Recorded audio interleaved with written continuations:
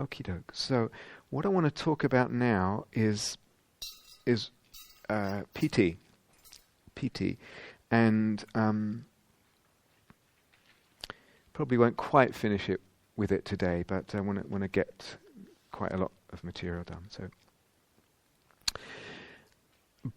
broadly speaking, we could say there are two approaches or two avenues by which a practitioner works, plays, so that eventually Piti arises.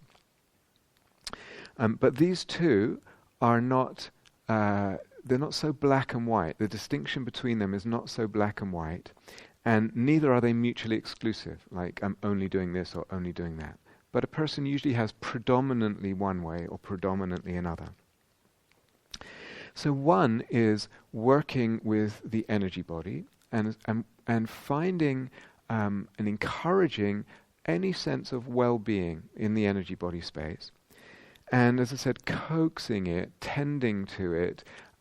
If it's an ember and I'm trying to get a campfire going, what do I need to do to get this ember? What do I need to put around it? Do I need to blow on it? Do I need to shelter it from the wind? Whatever it is. What do I need to do to get this ember to turn into a fire, a campfire? So in a way, what we're starting with is the energy body experience, and any which way I can get that experience and massage it, support it, shape it, encourage it, ignite it to move towards more and more pleasantness until there's Piti, basically. The second way is to choose something, choose an object, and just concentrate repeatedly on that object. And if the concentration gets more steady and the energy accumulates there, etc., then at some point Piti evolves in the experience, in the energy body. So broadly speaking, there's two ways. What is Piti? I think we already said something about that. So I define it, I'll repeat anyway. Piti is, I define it as pleasant feeling that's felt physically, but whose origins is non-sensual. Okay? That's just how I define it. And so for a meditator, this can come up in all kinds of ways. There's all kinds of flavors and manifestations of Piti. So we talked about the whole body can feel like it's tingling, or parts of the body can feel like tingling. It can feel like it can actually feel like some people say, oh, it feels just like an orgasm. It can feel like an orgasm. It can feel like something much more subtle, like a kind of pleasant warmth or a pleasant lightness, as if one's almost floating. It can feel like waves of sort of pleasant or bliss or rapture or ecstasy, going through the body. There's many manifestations it can have. One of the interesting things about how Piti manifests is that it evolves over time, and it evolves in a couple of ways. One way is, and I might have already mentioned this, is that as you get into, let's say, the third jhana, then the experience of the repeated experience of the third jhana affects the way Piti comes up for you from then on. The third jhana is very peaceful, very incredibly beautifully serene and tranquil. And it's almost like that does something to the whole energy body, or it does something to the whole chitta or something. And thereafter, usually, a person's Piti is much calmer than it might have been in the beginning. Okay? So there's a kind of retroactive effect that deeper jhanas can have on the experience of the first jhana, which is characterized by Piti. Does that make sense? Yeah? So that's one way. What can also happen, and it's very individual, what can also happen is one's meditating. For instance, let's say one's doing this, I'm going with the concentration thing, and I'm concentrating on the upper lip, tip of my nose, and concentrating. And then I notice at times, concentration seems to develop, and I notice at times these kind of, almost like a lightning bolt through the body of extreme pleasure. But it's gone. It's gone in 2 seconds or a second or something.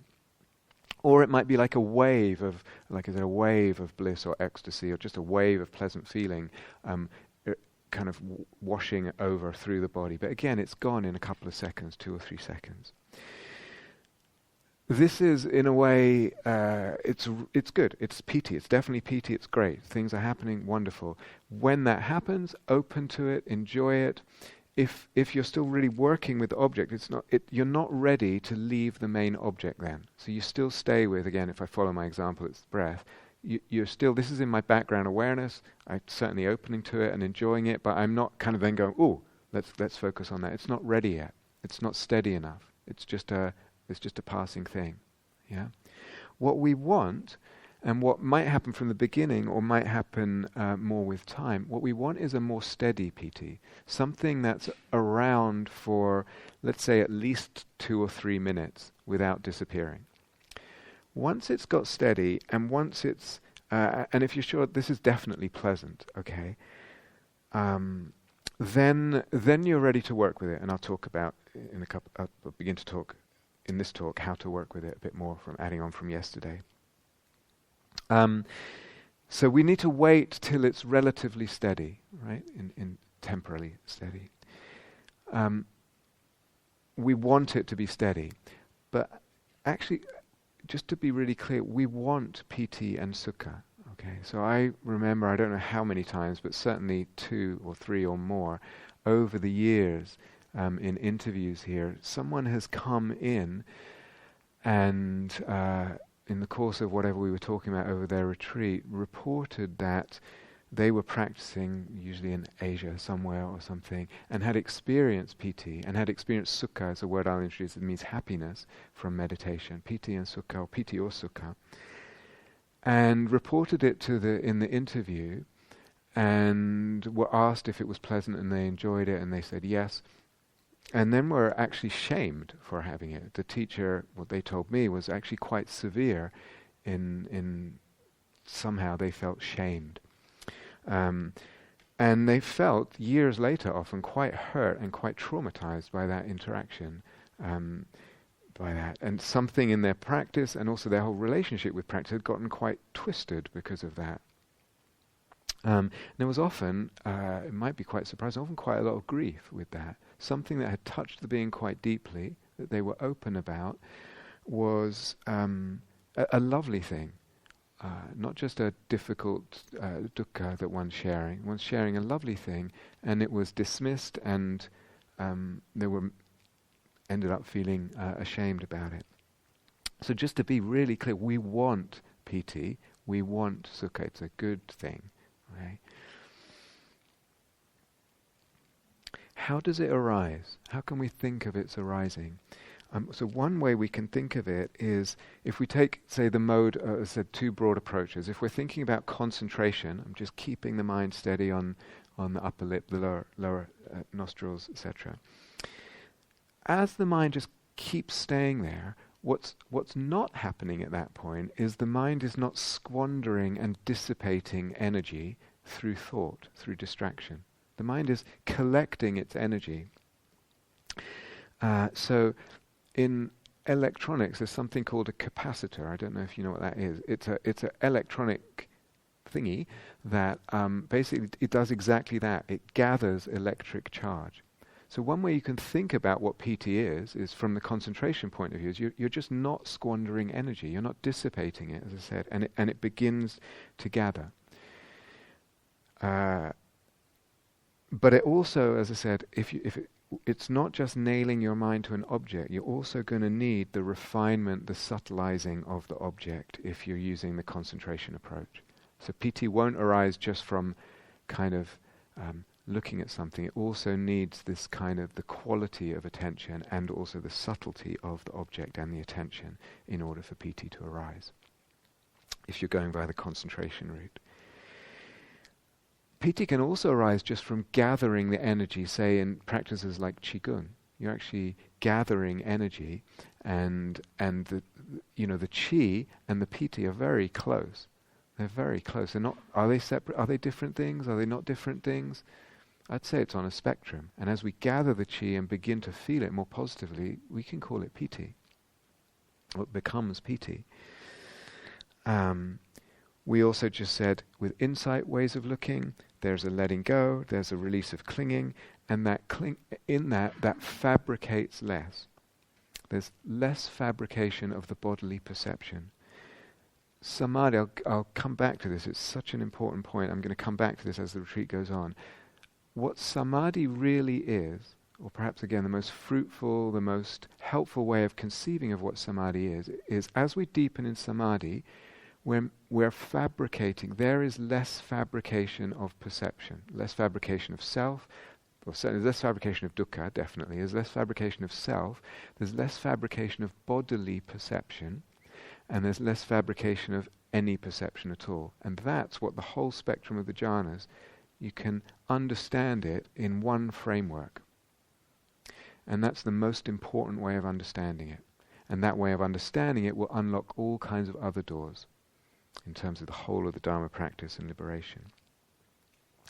So, how does Piti arise? It arises also, one other way is through insight ways of looking, let go of clinging, therefore fabricate less, therefore less fabrication of body, and Piti, perceiving the body as Piti, is a less fabricated perception of the body. Or we could say another way is the energy body, we're working with the energy body to shape it, to fabricate it so that there's pleasure and Piti there. Or, as I said before, is just an openness of being, an openness of heart, and that allows Piti to flow. It's like Piti wants to be there, it wants to come, and it's just the openness. Once it's there, then we have work and play to do, which is I need to consolidate this, stabilize it and absorb into it so that it can become the first jhana, if Piti is what we're talking about, as opposed to happiness or something else that's central to other jhanas. When it's interesting, and none of this is, again, there's always going to be exceptions, but it tends to be the case that if I'm using the concentration method, when the Piti comes, it tends to erupt very suddenly and quite intensely. Concentrating, okay, I can definitely feel like I'm in a deeper state of concentration, but when the Piti comes, it kind of bursts through into the body experience, into consciousness. Or one might even find oneself already in a jhana. Everything's there, not just the Piti. The other way, working, as I said, this ember that we try to get like a fire, working with the energy body, that tends to be, it's not always, but tends to be that the Piti builds more gradually. So there's a more gradual movement into the full Piti experience. Some of you may, how many people have heard the term access concentration? Yeah. Okay, quite a lot of you. I don't use that. I mean, the Buddha never used it. It's not a phrase the Buddha ever used. It comes, I think, from the Visuddhimagga, which is a text we may or may not come back to, a commentarial text about 500 years after the Buddha. I don't tend to use it. The Buddha never used it. What does it mean? Well, it's kind of like you can feel sometimes if you're concentrating, let's say, on the breath, there's a kind of, at some point, there's a kind of quantum shift where you just feel like, oh, now the mind is really settled and really getting to settle on its object. Usually the breath is subtler at that point, for example. Usually things feel more harmonized. So you're not in jhana yet. There's probably no Piti if you're in the concentration method, but it's just a kind of marking point of, yeah, okay, where we've settled a little bit. You can use it if you like. I don't tend to find it that helpful, really, but it's fine. Sometimes I think, well, actually, I could really sense it's more the case that each jhana has its own particular access concentration once you do a lot of jhana practice, but it really doesn't matter. If it's helpful for you in terms of getting a sense of where you're at, go for it. But I don't tend to use it. Doesn't matter. I'm happy to talk about it with you though. With the breath at one point, if it's that method, yeah, there can be these kind of quantum shifts at different points. So, for example, I think I mentioned it already. So let's say again, just follow my example: the breath at the nose, at the upper lip. At some point, as it starts to go well, that area starts to feel larger and start to feel like actually it's about the size of my whole head, or about the size of my whole body. So this is a good development. This is a good thing, and that movement there is part of. It's on its way. It's let's say part of, or an element of the whole movement towards whole body piti, or paralleling that, or something like that. Another analogy you could use instead of the capacitor analogy is like when you hold a magnifying glass and you catch the sun rays and you got it on some dry leaves or something, it's going to make those leaves ignite, right? It's gathering the energy of the mind. That's a way we can think of it. It's gathering the energy of the mind until it ignites in piti.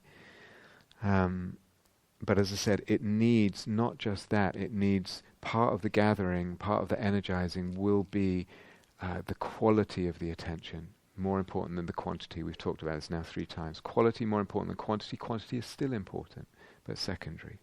And quality, you already said, it includes lots of different factors. So now Andy asked a question yesterday. I want to see, I think I lost the piece of paper, but I see if I answer it now in the flow of what I'm saying, and if not, we can. So I talked about subtilizing, like the sort of encouraging of making things subtle or allowing things to get subtle. When we're talking about concentration at one point, then the object, in this case the breath sensations at that one point, need to get or will get, as part of the deepening concentration, more and more subtle. And the attention needs to become correspondingly subtle.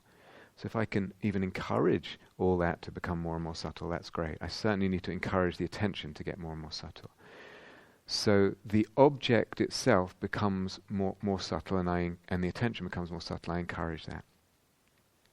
If I'm going via the other way, the sort of coaxing of the whole energy body experience gradually, then my experience of the different frequencies in the energy body will maybe include both subtle and gross frequencies.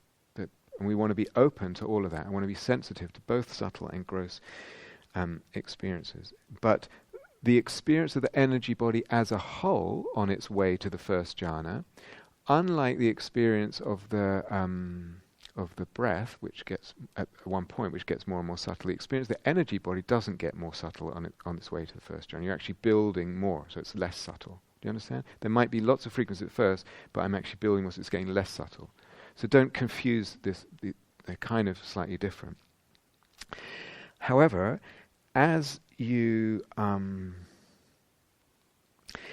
go through all the jhanas, there is, as I said, a spectrum of subtlety over 8 jhanas.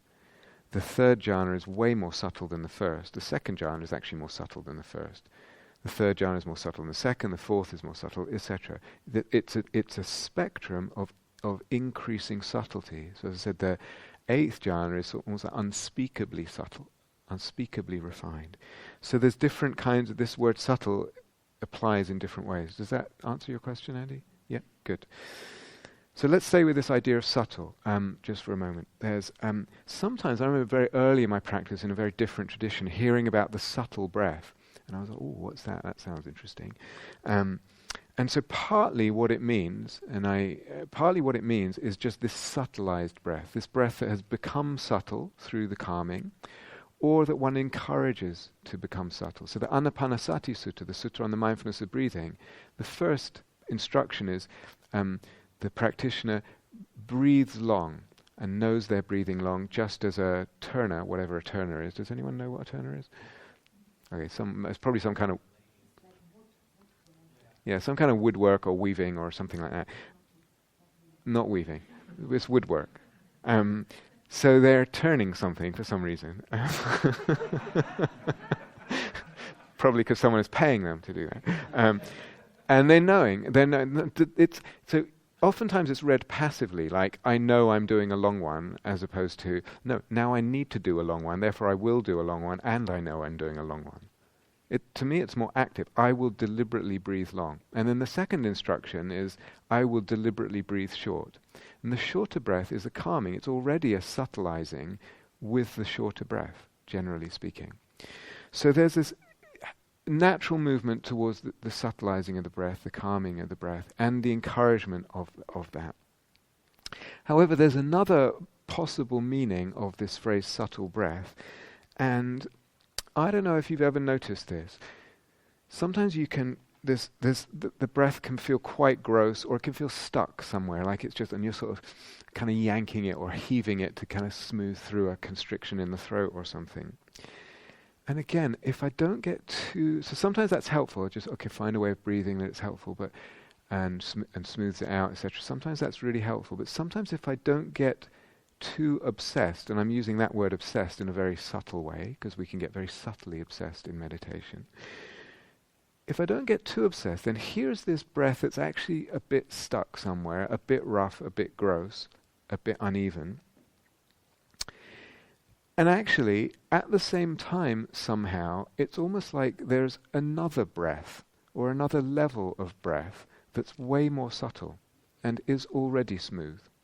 Very, very subtle. It's almost like, but if I need to be not so obsessed, and a bit more spacious, a bit more receptive, my antennae a bit more receptive, and start to even notice it. So I can sometimes find that breath, and I forget about the one that feels rough. It's almost like they're going on at the same time in some kind of weird way.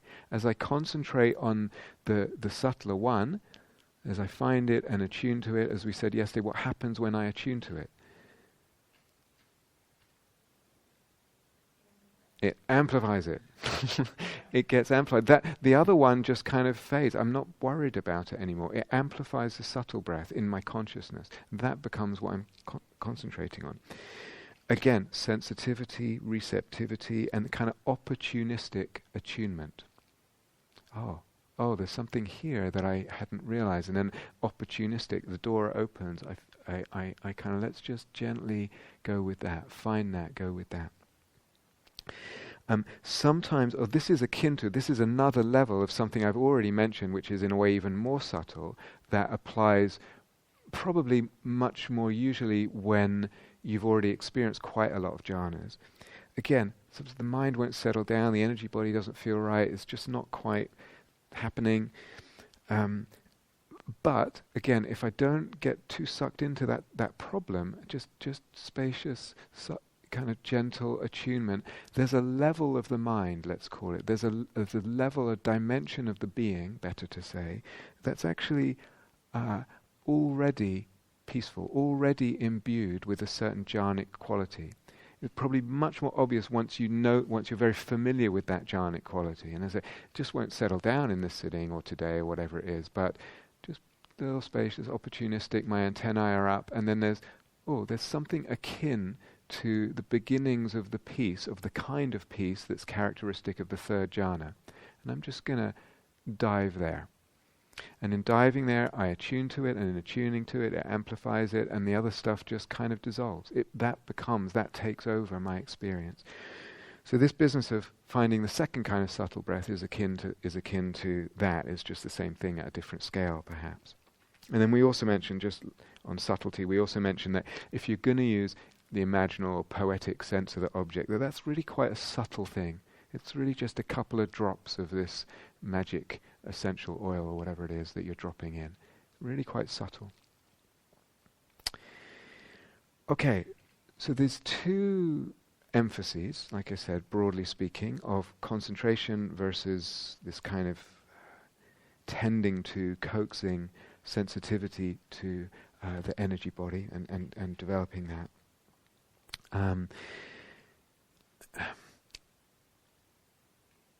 Whichever way, how do I say this? Yeah, at some point, whichever way you've gone into your jhana or piti or happiness or whatever it is, sometimes the emphasis is more needed, more concentration, more focus needed, more effort needed. And for some people, that's often the case. More effort, more concentration. For other people or other times, or even once piti has arisen, then it's still, and I'll go into this today and tomorrow, so what do I need to do now that the piti has arisen? It might be more focus, more concentration, maybe on the original object, but then on the piti itself. And that's what I'm doing. Other times it's actually, as I said yesterday, don't underestimate the significance of this or the importance or how crucial it can be. Other times the emphasis and the intention needs to be more on more surrender, more opening, more abandoning. So you can move emphasis, and you will, and I'll come back to this. It's not that you get locked into one emphasis, but what's needed right now. And then generally, as I said, as a practitioner, as a human being over time, what do I need? And sometimes I said it yesterday, sometimes personally, I just need more focus, more focus, more focus. Actually, it's not what you need. It's not what you need. You need a bit more of the other, or maybe really to experience that, to gently develop in opening, surrendering, abandoning.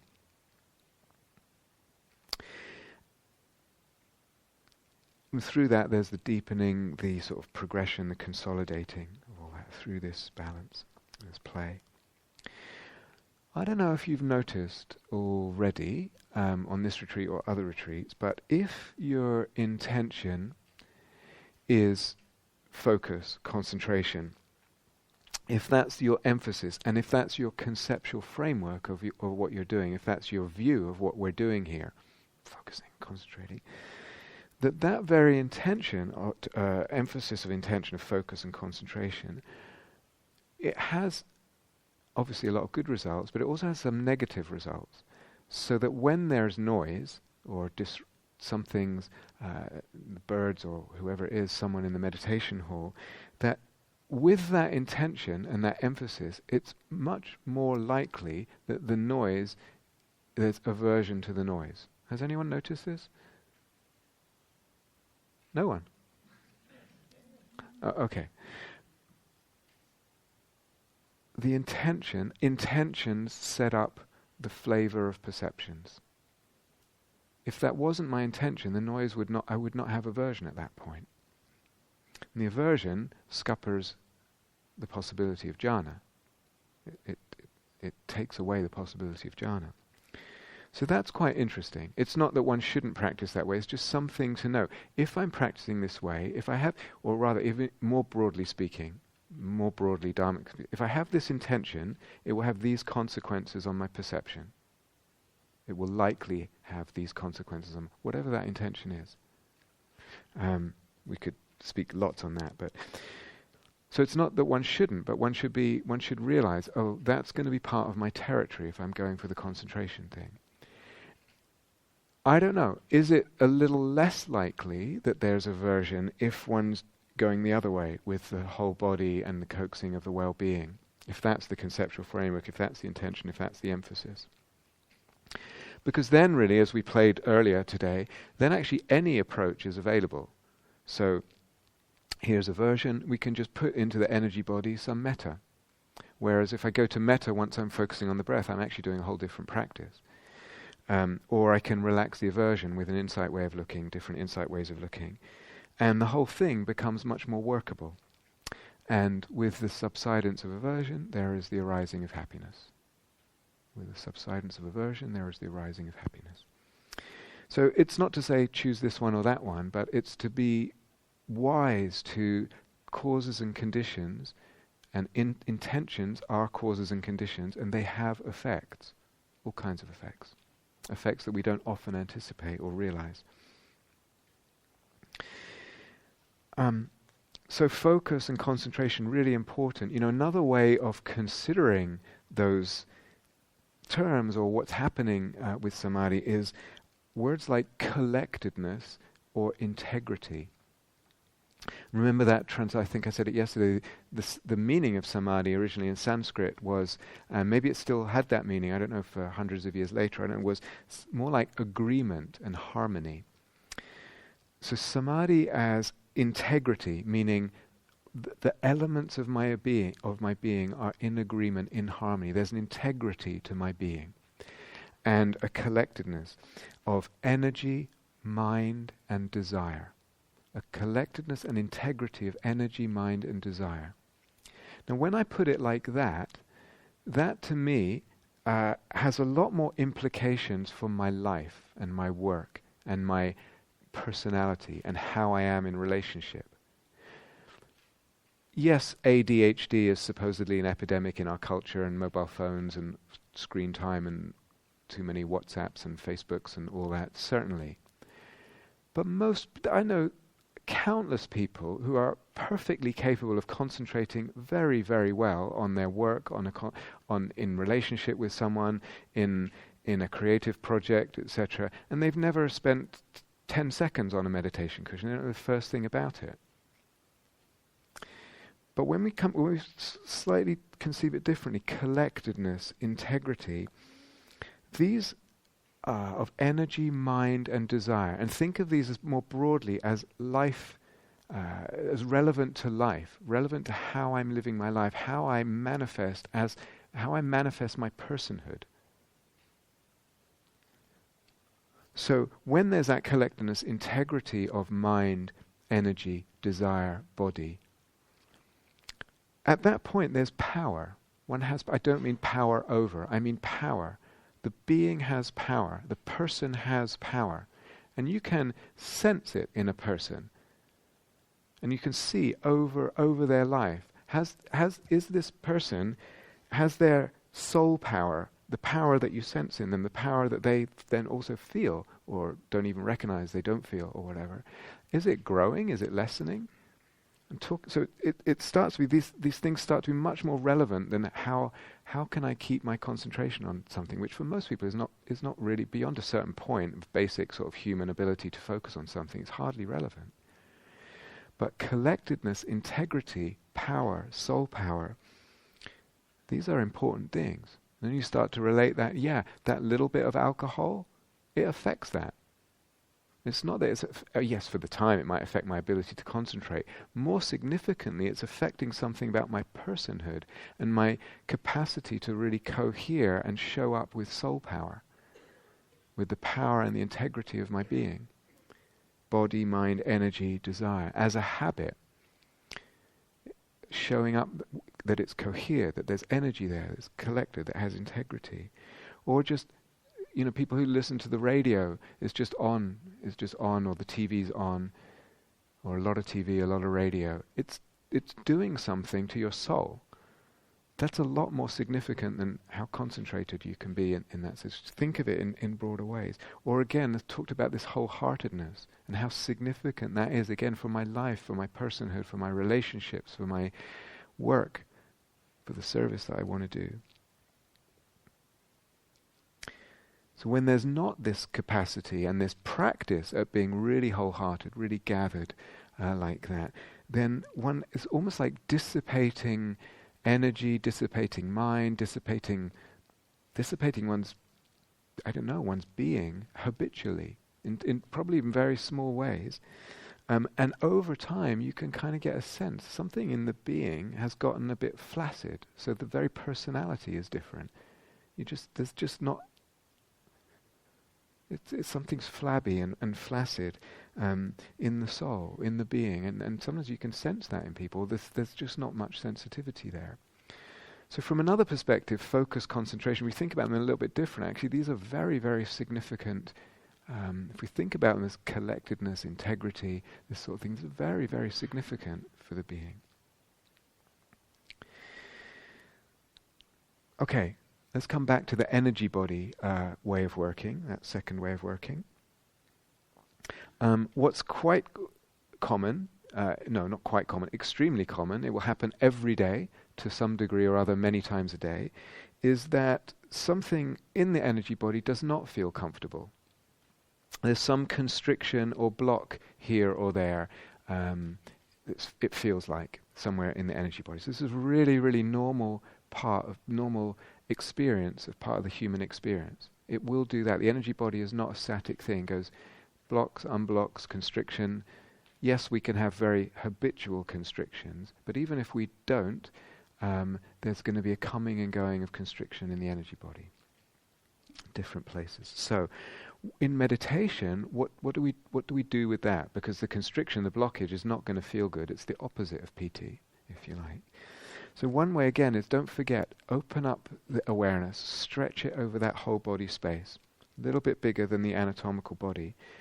What happens when there's constriction, or generally something we don't like, is the attention shrinks. Open it out again, and the very opening it out does something. There's a mutual dependence here.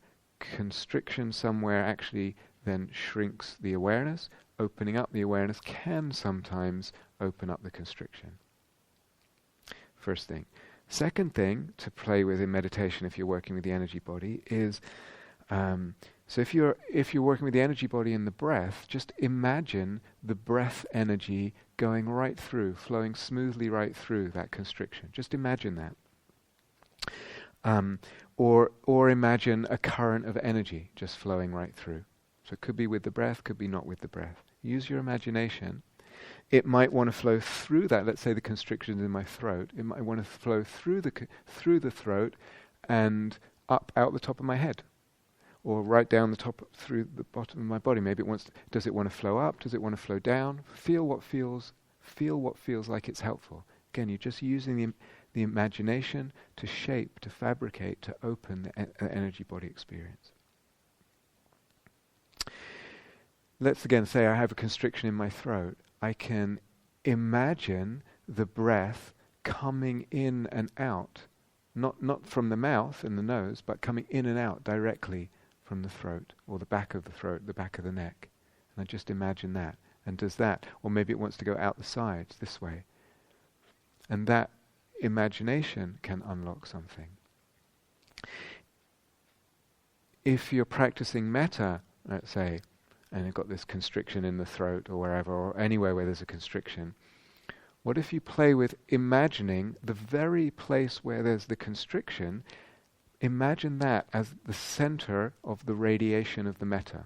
The metta is the last place you would think of, because it feels the worst and the tightest and the least like love, but just imagine it's coming from there and see what that does.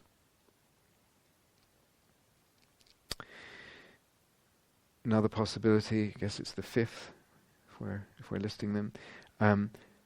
Let's say, for example, I feel a constriction in my mid belly somewhere. Now let's say I feel a constriction around my heart, and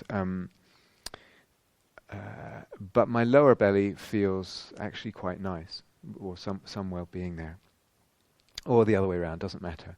There's a place where it feels good, relatively good, and there's a place where it doesn't feel good. One of the things you can do is just imagine those places as connected. There's some kind of energy tube or something that just connects the place. I'm not moving anything around, I'm not yanking, I'm just connecting them in my imagination. The place that feels good and the place that doesn't feel so good. And just see what happens. I'm just connecting two places in my imagination, very, very lightly. There's also the possibility of, here's this constriction, here's this blockage, here's this discomfort, and bringing an insight way of looking that you're already familiar with, and looking at that very sense of constriction, that very sense of blockage, with that insight way of looking. Okay. In the context of samadhi practice, jhana practice, maybe that's, unless the insight way of looking is your primary way of working, maybe that would be a kind of last resort, maybe.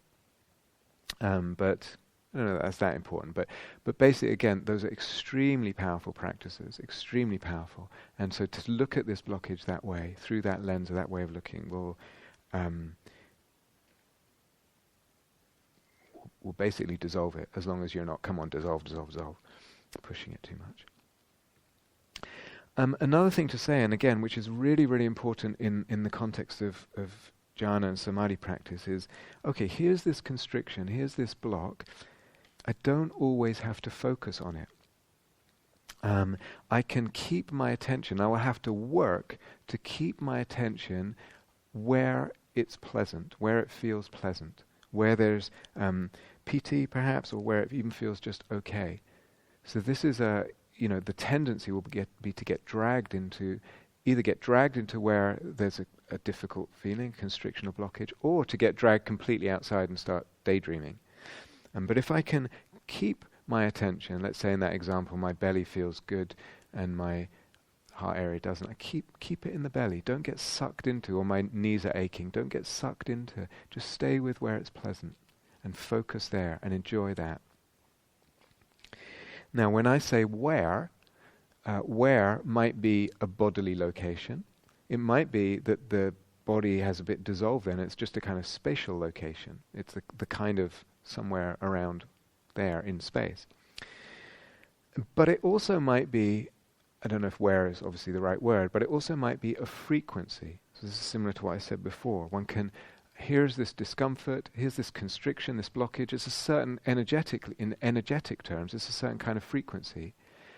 Can I find another frequency that's not so much a spatial location as a kind of mental location, and then get into that, find it, dive underneath, get into that. Again, with more experience of different frequencies, certainly with more jhana experience, that becomes just a more and more common possibility. It's much more accessible, that kind of thing. Most insight meditators, most vipassana meditators, are kind of trained, either deliberately or just by default, that when there's something difficult in the body, when there's dukkha, when there's constriction, when something doesn't feel good, when there's a contraction, that the attention goes there.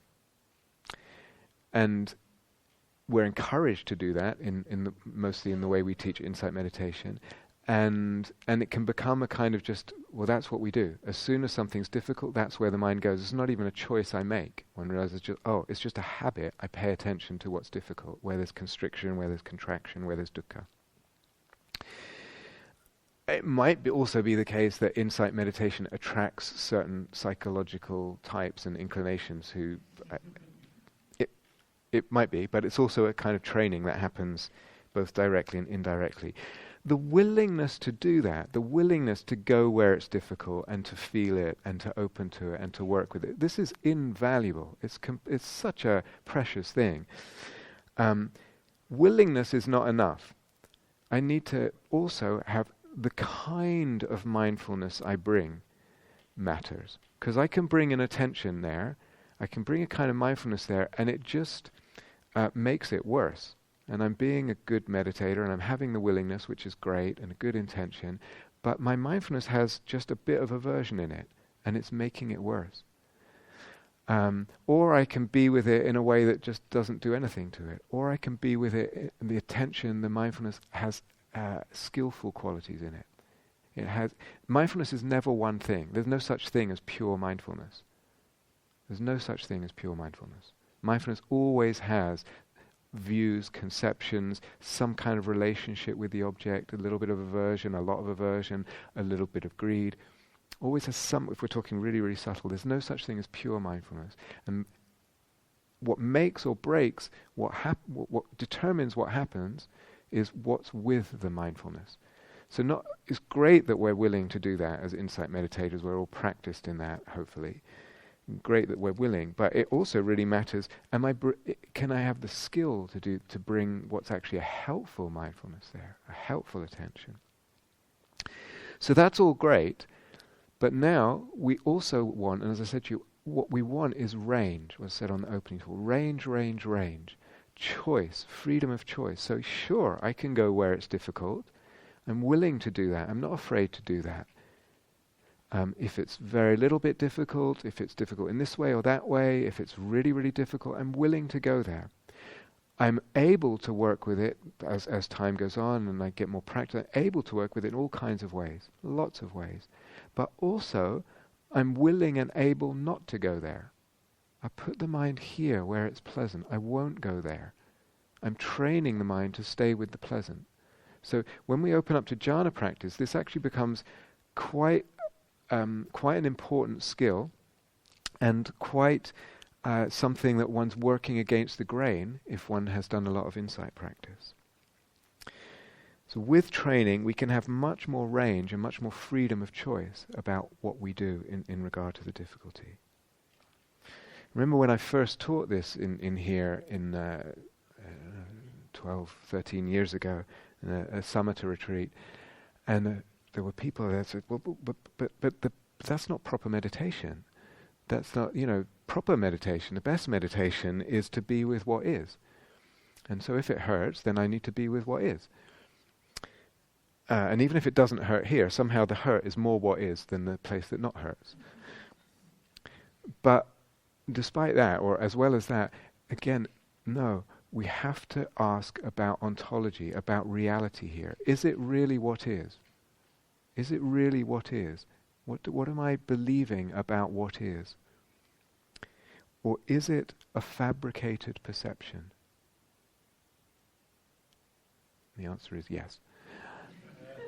And I have to understand that, not just as I have to actually get in there and work with things and play with things until I know in my heart, deep down in my mind, in my life, I know this is a fabricated perception, and I know how to fabricate it differently. At least at times I have that capacity.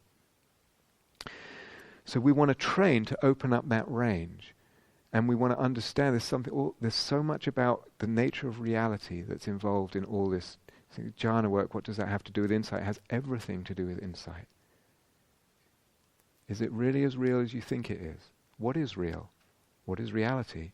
These are fundamentally important questions, and we get locked into certain views, and sometimes we get locked into certain views that come out of our very dharma, listening and training and thinking.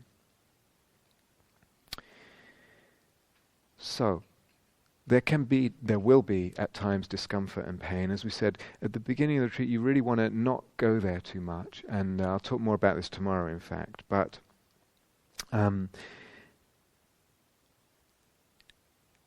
it's also possible to deliberately perceive the unpleasant as pleasant. Here's this pain in my knee, sitting in meditation, and I can deliberately play with the perception. There's that key phrase, play with perception. I can play with perception and perceive the unpleasant as pleasant. I might perceive, so here's that pain in the knee, I decide to perceive it as piti. With training, that's totally possible. I decide to perceive it as happiness. So the texture of my knee becomes happiness. My knee becomes happiness. I decide to see it with training as stillness, as a luminous stillness. My knee becomes, the pain has gone, the knee has gone, and what is there is a luminous, beautiful stillness. Training through playing with perception. So one way of doing that is you just spread the piti, and the piti spreads over the difficult area, as you know. That's one option. Another is this more direct way, where I'm actually looking at something, and because I have enough familiarity with piti, and because I'm not locked into a view of the reality of this thing is it's a painful knee. So there's familiarity with piti, and there's the absence of a locked-in view about reality, and then one just sees it as piti, and one therefore experiences it as piti or happiness or stillness or whatever. What did the Buddha say? Perception attainments. The jhanas are perception attainments. What's the best way of thinking about this? We say, playing with perception. We're playing with perception.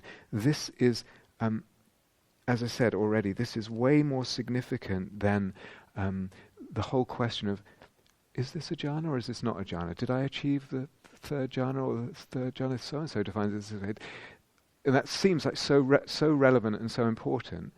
This, what I'm just talking about now, this ability, and this even, not just the ability, the possibility, the recognition and the experience of the possibility of doing this with, for example, a pain in the knee, that's way more significant than whether I have achieved correctly the first jhana or the third jhana.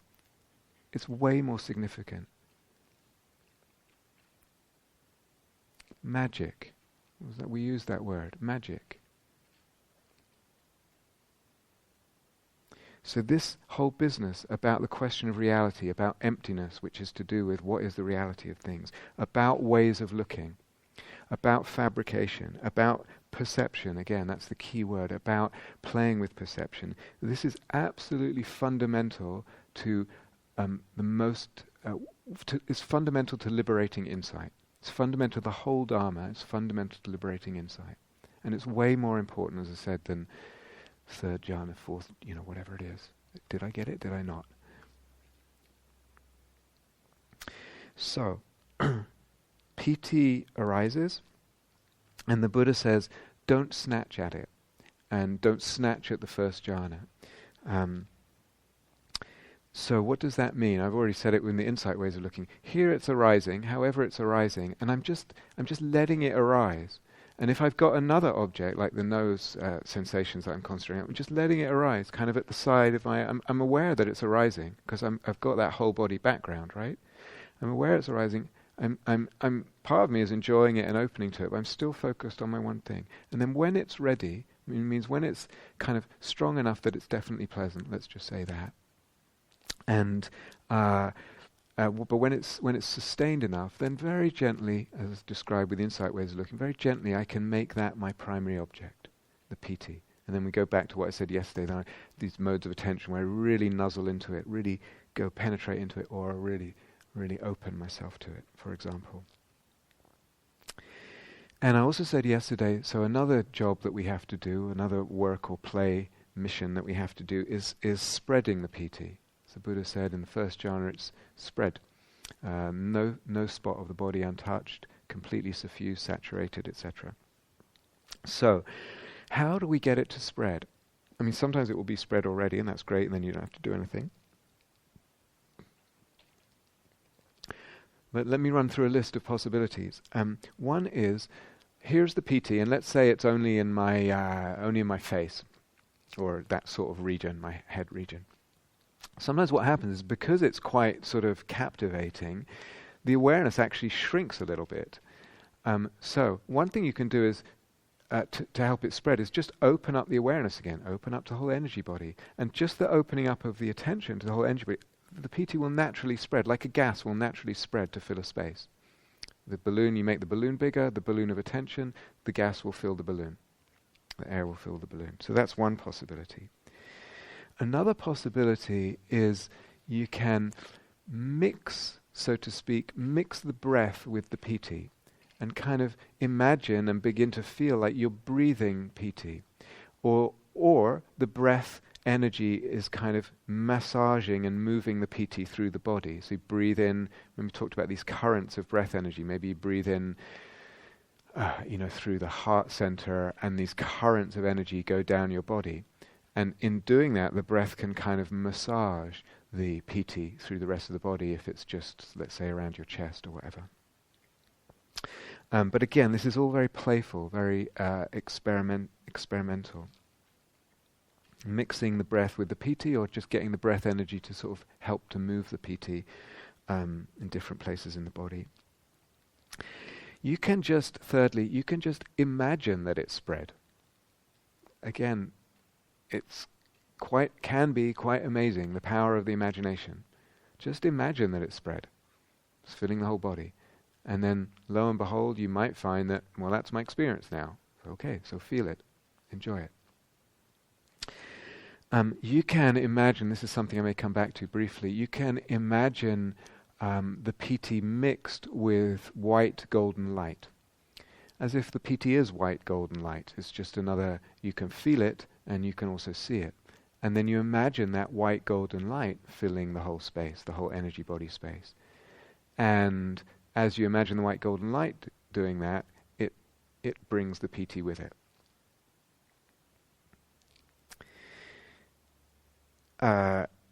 You can, this is fifth, I think. Fifthly, you can imagine, actually it's very similar to something you said before, just imagine these two places. So here's the piti, let's say, in around my face, around my head and throat, which is a very common place for it to start. It's there, but I don't feel anything down in my belly. There's no piti there. So just again, have an awareness of this point, and have an awareness of this place down in the belly. So an awareness of where there's piti, an awareness of the place where there isn't piti, and just connect them with a tube, an imaginary tube. Just connect them. See what happens. You're not forcing anything, you're not imagining anything moving, you're just putting two places of the energy body space in connection with each other, or the body space in connection with each other. It might be, and I think I mentioned this yesterday, this is number 6, it might be that moving lightly and playfully and kind of relatively slowly between those two modes of attention, the penetrating kind of narrow focus and probing and the more receptive, it might be that that very movement works the piti and allows it to spread through the body space. Eventually, what happens is that every time you experience piti, it's just always spread. It's just always completely filling the whole body. So there's so much in jhana practice about just, it's almost like the chitta and the bodily experience, the energy experience, just getting used to something and it becoming normal, it becoming completely normal, so that after a while, every time you have piti, it's just automatic, it's never just in one place, it's just always spread. That will become, there's always exceptions, but that will eventually become pretty common. But last, this would be now number 7, thank you. Yeah, number 7 is, okay, sometimes it won't spread. You've tried all this and it won't spread. Don't worry about it. Just enjoy it where it is and get into it where it is. Yeah, so, okay, it's just around here, around my throat and head or whatever it is. I've tried all this other shenanigans. It doesn't spread. Just get into it and enjoy it. Don't bother about it. Enjoy it. And that's actually really, really important. Really important. Also, don't worry about, the Buddha says, no, not one spot of the body. It's not like you have to go through and say, well, how's my little toe on my left side? You don't have to get so consumed with the kind of anatomical image or picture of the body. It's really more just this whole space. If you still do have a sense of separate toes and all that, that doesn't matter either, but you certainly don't have to. It's more like you just sense the whole space, sense the whole energy body space, and allow or gently encourage the piti to fill that whole space in these different ways. There is a movement in jhana anyway for the kind of dissolving of the form of the body. Okay. Now, people are different. For some people it happens, maybe this is, I'm not sure percentage-wise, but for me certainly it happens in the first jhana.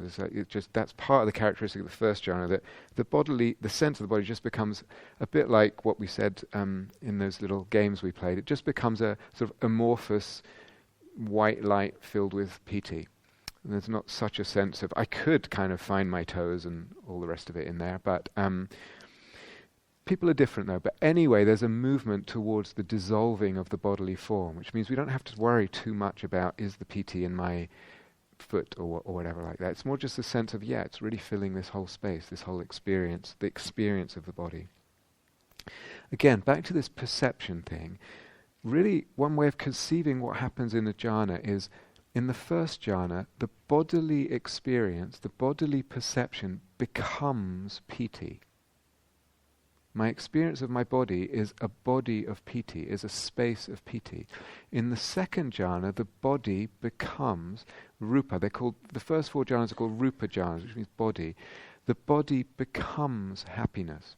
And if you're still working with the breath, which is in a way an element of the body, the breath becomes happiness, breathing happiness into a body of happiness. In the third jhana, it becomes this kind of peacefulness. In the fourth, this kind of luminous stillness, etc. So the energetic space, the energy body space becomes that. The body becomes that. So there's a gradual, at some point it's different, there's a gradual dissolving of the detailed sense of the form of the body. The body dissolves, we could say. Okay, sometimes what happens for people, and again, individual, there's a lot of different conditions and things over time, but sometimes what happens is there's too much, it feels like there's too much piti.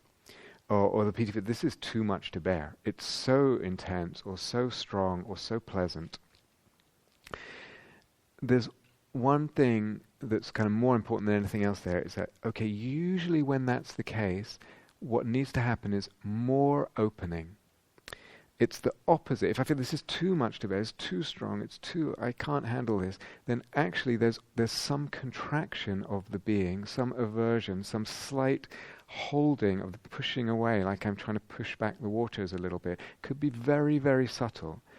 The primary thing we need to do when it feels, or when you think this is too strong, is open the space of the energy body, open to the flow of the Piti. Oftentimes Piti has a flow to it. Oftentimes it's an upward flow from up the body. More opening, open even more. Put your opening dial on 11, 150%. More opening, more surrender, more abandoning. It's the opposite of what you feel like doing when it feels like too much. You have to go to the counterintuitive energetic response. So sometimes talking to people in interviews, it's a bit like, Piti can be a bit like, an analogy can be like water flowing down, a mountainside, like making a river down a mountainside. And where it starts, in the initial stage, sometimes it can be like really fast, and then it encounters rocks as it goes down. And where it encounters rocks, you get all this white water, right? Rapids and, is rapids the right word? What? Rapids and kind of froth and stuff. But two things here. If I then put more rocks in the way because I don't like it, because I just don't want it to be quite so intense, what am I going to get? I mean, unless I actually put a dam there, but let's say you can't, and you put some, what am I going to get? I'm getting more white water, right? I'm going to get more froth. I'm going to get more, you get, yeah? I need to do the opposite. I don't open, surrender, abandon, really like, okay, how much can I really open my body? It's almost like this, just opening up the chest, opening up, just completely let it flow through. And oftentimes it wants to flow right through, right up out the top of the head, just open, open, open. There's usually at that point a subtle, or sometimes not so subtle, there's some degree of aversion and contraction, and that's causing the problem. What it's also doing is slowing down the progress of this river. Because this mountain river, as it goes down the mountain, as it winds its way, it's naturally going to find its way to calmer waters. As Piti evolves, I've already said this in a way indirectly, as Piti evolves, it naturally gets calmer. So there are phases of practice when it just feels like this really is a bit much, it's too intense. It's on its way, it's just a phase. What we want is, okay, well, how can I just help that phase do its thing? Aversion, contraction is not helping it do its thing. It's the opposite. I need to open, let it flow. You might have to put up with yet super intense. Again, someone else would give their right and left arms for this kind of level of pleasure, but that's where you have to open. Then it will go through its thing and it will calm down. Sometimes even the very opening, in that moment, it actually feels better because the contraction is then it starts to get, I'm not even sure this is pleasant anymore. It's partly the aversion coloring the experience. So open, surrender, abandon. Really, what does it mean to do that? Find ways to do that. It will, and then once you do, find the pleasure in it. Find the pleasure in it. Find the pleasure in it. So two things: open, abandon, surrender, and find the pleasure. And that will usually takes care of it. But it should help in that moment, absolutely. And then it should also help the process just unfold more freely and without kind of getting stuck in this certain place for a while. And sometimes either the Piti is so strong that it's like, I'm not sure it's actually pleasant, or it's not quite strong enough. And say, I'm not sure it's pleasant. And again, playing with perception, you can actually just decide to see it as pleasant. Just decide to see it as pleasant. Just play with that. Play with the perception. We're back to this idea of malleability again, of playing with perception. In samadhi, in jhana, the whole system is so sensitive to these micro shifts in ways of looking, in view, in effort levels, etc., etc. Now, sometimes again, Piti is very strong. Perhaps even over some days, or sukha, happiness is strong, and the person, let's say, wants to, well, there's a question here. Should I move the body? There's so much energy. Should I move it somehow? Should I dance? I just feel like dancing. There's joy and there's piti, and a person wants to dance. And the question is, should I do that? Or when there's a lot of sukha, they can be just laughing and laughing and laughing out loud. Or should I not dance and not laugh so much and actually let something gather? So I don't think this is generally speaking, I would probably lean towards a no, let it gather. Let it gather, because again, going back to what I said earlier several times, most of us as human beings actually haven't really allowed energy to gather, haven't really allowed happiness to gather. We don't know what it is to have the energy body filled this way and with happiness, and allow that to gather and intensify and do its kind of alchemical work. However, sometimes it is really helpful for someone, and for a number of reasons, to dance or to move, whatever. Because sometimes that person, and look at their life and their person and their character, sometimes there's actually a habit there of holding the body. The body's a little bit rigid, or there's a certain inhibition in terms of movement. Or with regard to laughing, there's a person who actually doesn't laugh, you're never going to find them giggling. You never, they don't kind of laugh. They might, something's funny or whatever, or a little bit, but they don't kind of give themselves to laughter a lot. And sometimes, why is that? Maybe sometimes there's just a slight emotional holding. It's a personality thing. There's a slight rigidity or non-fluidity. And so sometimes, actually, for a person, it's not the greatest weather, but it doesn't mean you can't go out there in the fields and dance in the rain. And be, if it needs to move wild, do that. But or whatever it is. The danger, though, is that we squander the energy that's building. We squander the piti, and we squander the happiness that's building, and then it can never really mature into jhana. So it can be a tricky question, but you can experiment. Experiment with both if you feel this is relevant. For a lot of people, it won't be relevant. So in the analogy before, the capacitor doesn't gather enough energy. It never really allows you to get into jhana. But we want, as I said, to learn to allow and to tolerate these things to expand, to flow, to fill the being, and do their work inside. Again, just with the theme of sometimes really strong piti, what can happen sometimes for some people, a minority of people, is that the piti is very strong, or the energy gets very strong, and the physical body starts shaking, kind of tremoring or shaking or jerking or this kind of thing.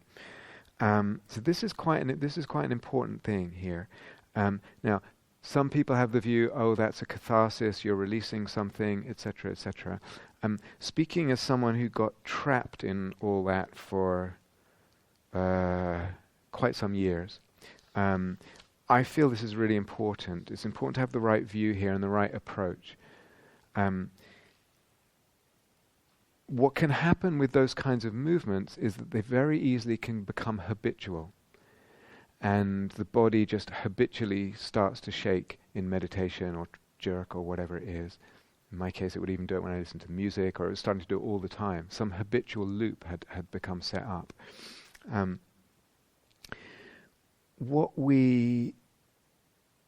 this is different now than the kind of body movement of, for example, some of you know, when the piti comes and the head tilts back because of that upward flow. It's just, some of you will know that. Actually, even doing the movement brings the piti. But so I'm talking about something different. I'm talking about sort of, as I said, shaking or jerking kind of thing. The head tilt back thing is not anywhere near a problem. If you can not do it, I have a bad habit. I do it. So don't do what I say, not what I do. But that's less of a problem. But this moving thing is actually, and shaking is quite important. We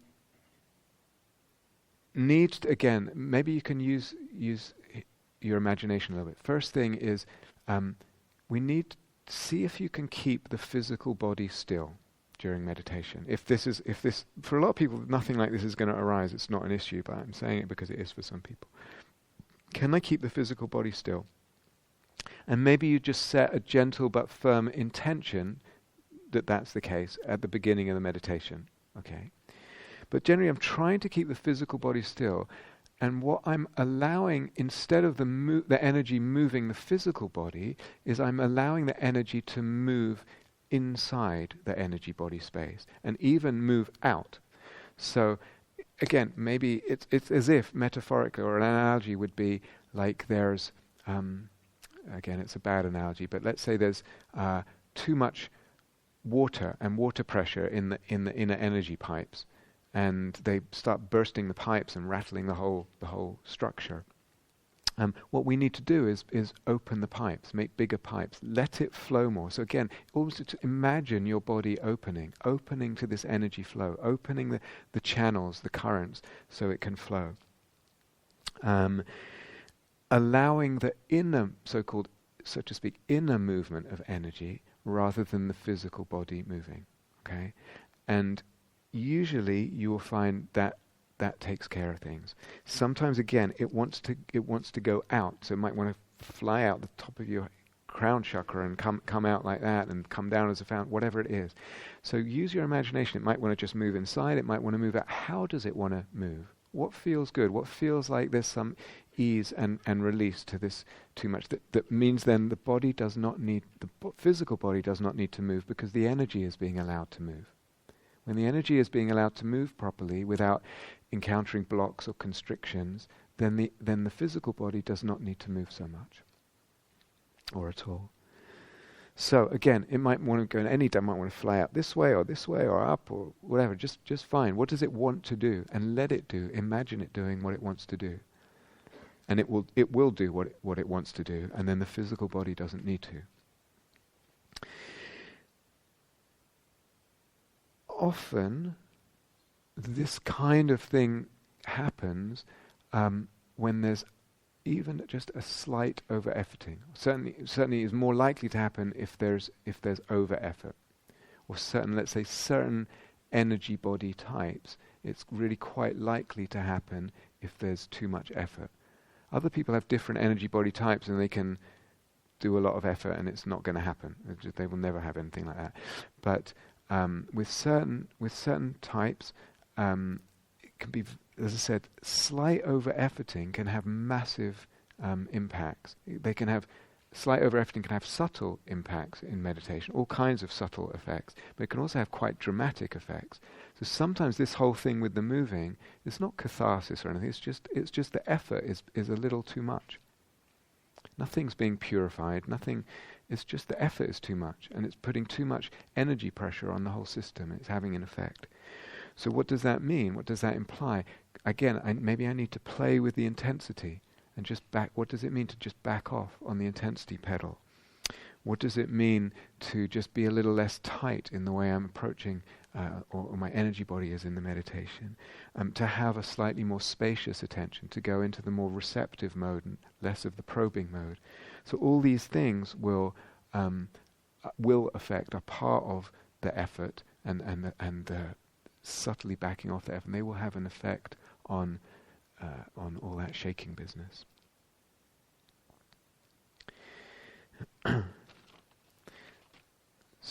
You good for a bit more? Is that okay? Yeah. Sometimes someone who's done a lot of insight meditation may have experienced other states of deep equanimity or vastness of awareness or these kinds of things. And then comes to jhana practice and hears about all Piti and first jhana and second jhana with all this bubbly happiness or whatever it is, and kind of thinks, well, why should I bother with Piti if equanimity is possible? As I know equanimity, why should I bother with Piti? And they might think, well, equanimity is the point of practice, right? Why would I bother with Piti? We're trying to get to equanimity. So why would I bother with Piti and with sukha, with first or second jhana or whatever? Because equanimity is where we're going. Equanimity is not the goal. It's absolutely not the goal, and nor should equanimity be mistaken for awakening. It's really, really important. Equanimity is not the goal. It's an important part of the mix of the range of what's available to a being, but it's not the goal, and certainly not equivalent to awakening. Awakening does not equate to equanimity. Awakening is, if we want to sum it up, realizing emptiness, realizing the emptiness of everything, and the implication from that then we can look at things in very different ways. Why? Because a thing is empty of existing independently of the way the mind looks at it.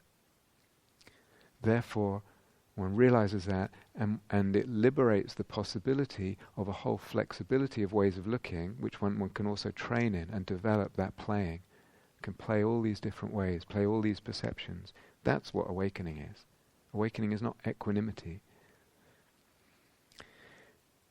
So that therefore, again, practicing the malleability of the mind, the malleability of mind state, the malleability of perception, playing with perception, when we're doing that, we're actually practicing a path that resembles the goal, that resembles what awakening is.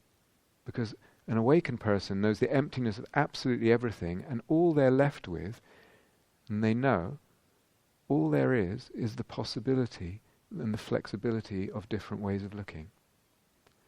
So by practicing that, you're actually practicing a way of conceiving of the path and practicing the path that looks like what awakening looks like, as opposed to just trying to practice equanimity.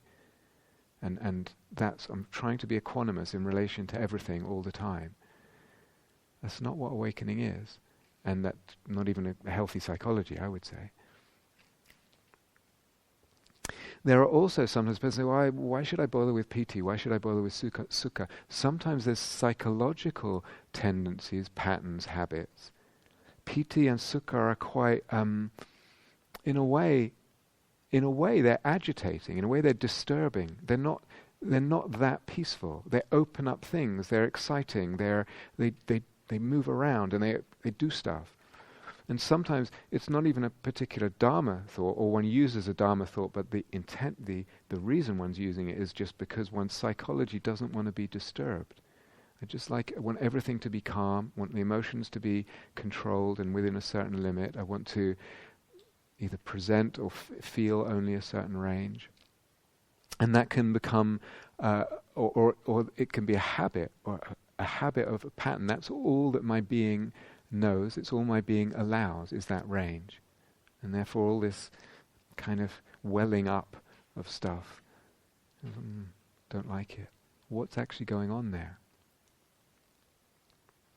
So, we can, come back to something I've already said, but it's important, it's really, really important. We can conceive Piti as energy, so that when the energy body is unblocked, either through just the openness of heart, the openness of being, or when the energy body is unblocked because of the insight way of looking is releasing clinging, and clinging causes contraction, so with the release of clinging there's a release of contraction, so the energy body is naturally unblocked.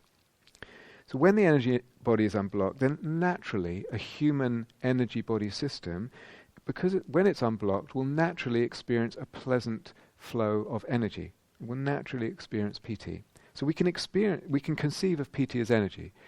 So we can also conceive of Piti as energy in the sense of we're not, if in a concentration mode, I'm not dissipating energy through distraction. The mind going here and there and thinking about this or that, getting caught up in this and that, this sound, that sound, whatever it is. And so therefore the energy naturally gathers, like the electronic capacitor. So we can conceive of the Piti as energy, but as I've said several times now, a better, more fruitful, truer, much more helpful way, and much more a way that's much more integrated with the kind of the rest of the Dharma, or a way of understanding the rest of it, is to conceive of Piti as a way of perceiving the body. It's not energy, really. It's not to do with unblocking your chakras or energy channels. It's not to do with gathering energy. Piti is a way of perceiving the body. It's a perception of body. It's a perceptual skill. It's a perception attainment. as the Buddha might say. It's a magician's art. Piti is a way of perceiving the body. So again, you may or may not quite realize just how significant this is, but I want to at least plant the seeds. So, last thing, last couple of things.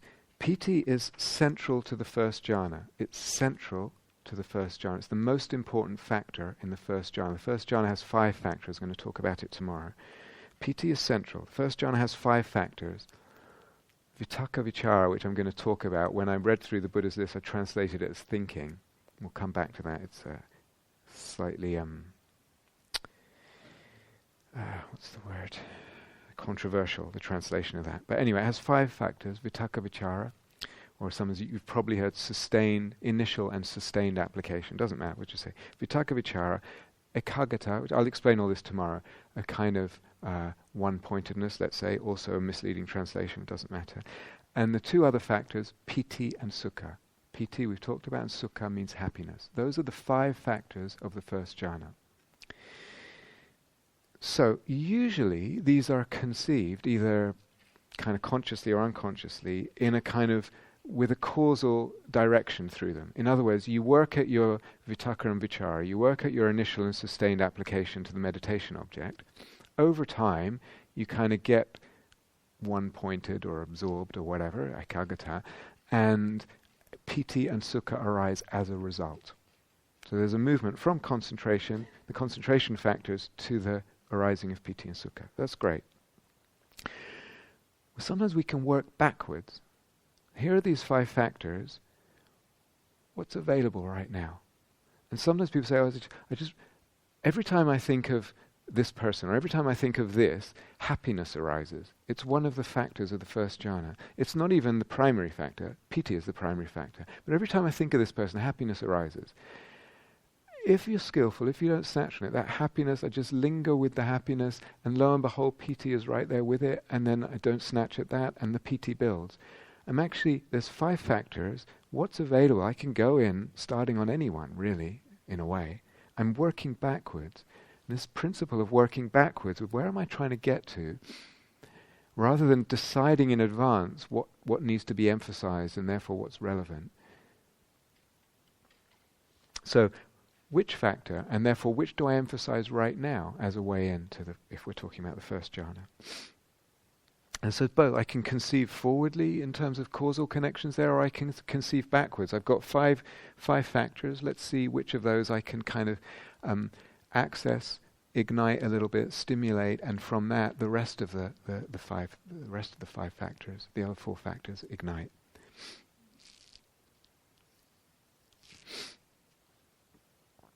In a way, working with the whole energy, starting to work, if we go back to the 2 broad methods, concentration or working with the energy body, in a way, working with the whole body and the energy body from the beginning is an example of working backwards a little bit, to a certain extent, because all 4 of the first 4 jhanas, the what's called the rupa jhanas, rupa means body or form, all 4 of them involve, as we said with the Buddha's examples, leaving no spot of the body untouched by happiness or delight or pleasure, suffusing, saturating, drenching, steeping the whole body. All 4 of the first 4 jhanas involve the whole body, energy body awareness.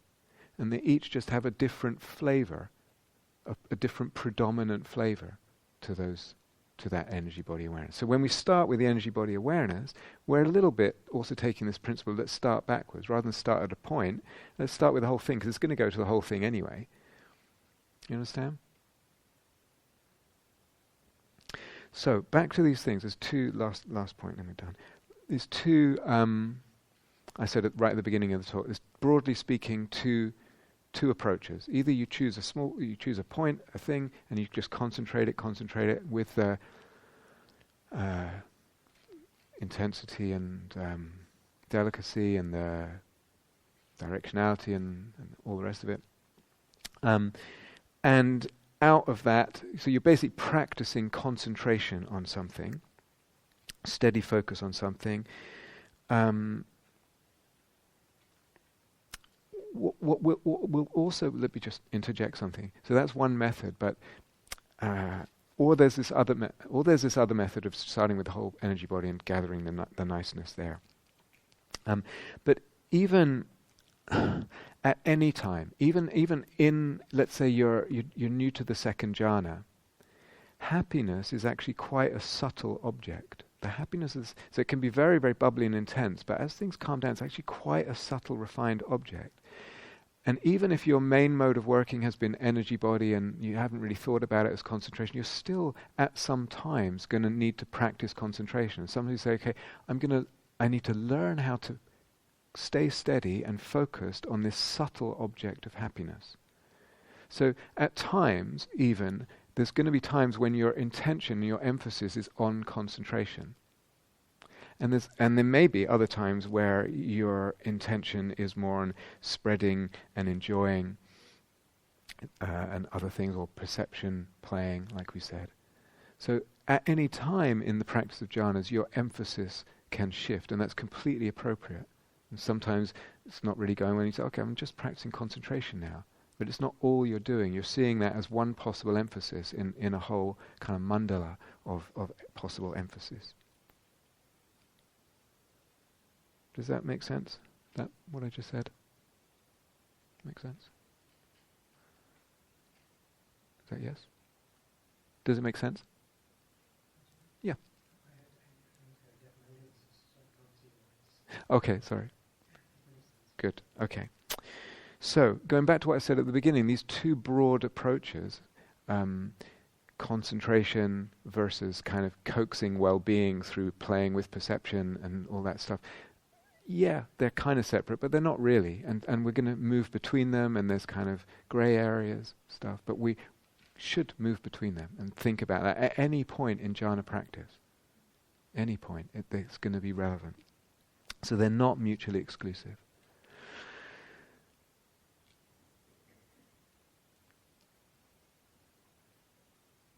Okay? I think we should probably stop there rather than do some questions today.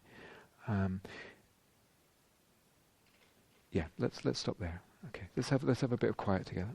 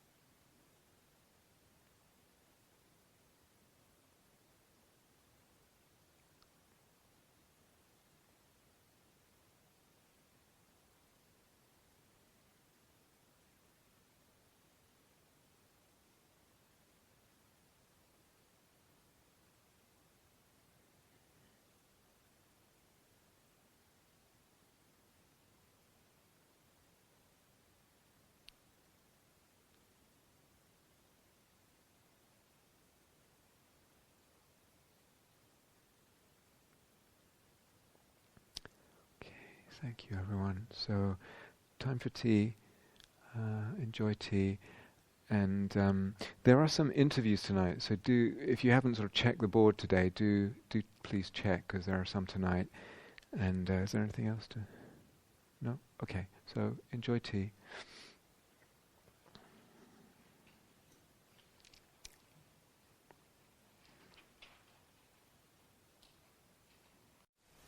Thank you for listening. To learn how you can support the teachers and Dharma Seed, please visit dharmaseed.org/donate.